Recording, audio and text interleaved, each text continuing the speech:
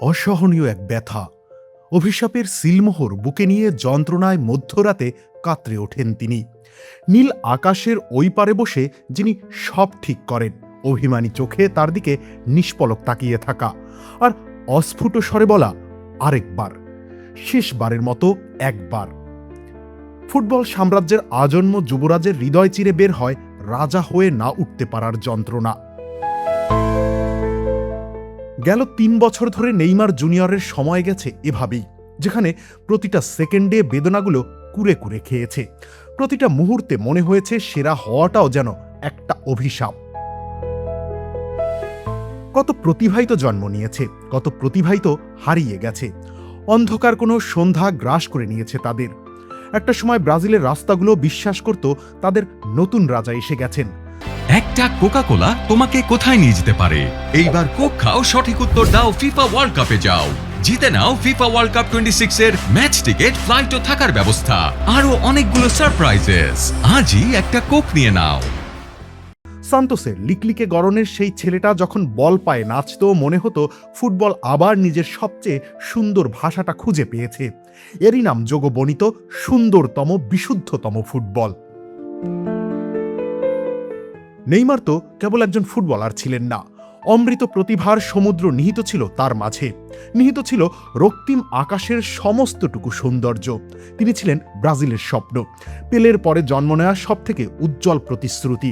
কিন্তু পৃথিবীর সবচেয়ে উজ্জ্বল আলোই বোধ হয় সবচেয়ে বেশি অন্ধকার টেনে আনে।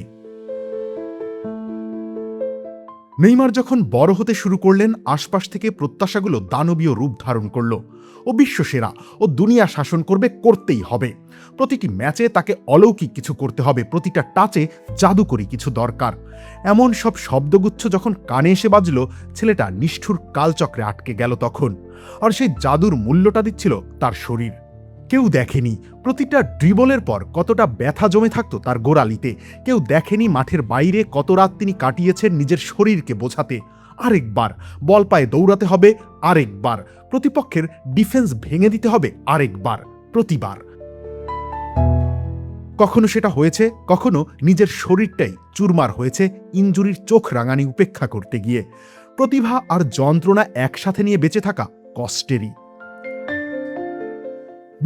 বিশ্বকাপের পর বিশ্বকাপ যায়, অধরা ট্রফিটা ছুঁয়ে দেখা হয় না। গল্পের ক্লাইম্যাক্সে এসে জিতে যায় অদৃশ্য কোনো ভিলেন।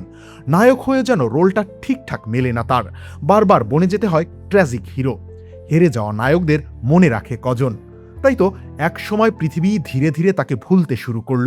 ইউরোপের আলো থেকে দূরে সরে গেলেন তিনি। সমালোচকরা বলল, এবার সব শেষ। 3টা বছর ধরে তিনি অপেক্ষা করেছেন একটা নতুন শুরুর, একটা শেষ সুযোগের। নিজের শরীরের বিরুদ্ধে যুদ্ধ করেছেন। অসংখ্য রাত কেটেছে পুনর্বাসনের নিঃশব্দ ঘরে। করতালি নেই, উচ্ছ্বাস নেই, নেই ক্যামেরার ফ্ল্যাশ। আছে শুধু ফিরে আসার একাকী লড়াই।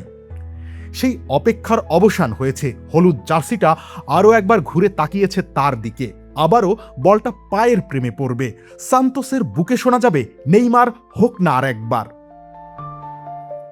2026 বিশ্বকাপ, হয়তো এটা তার শেষ, হয়তো এটাই শেষবার।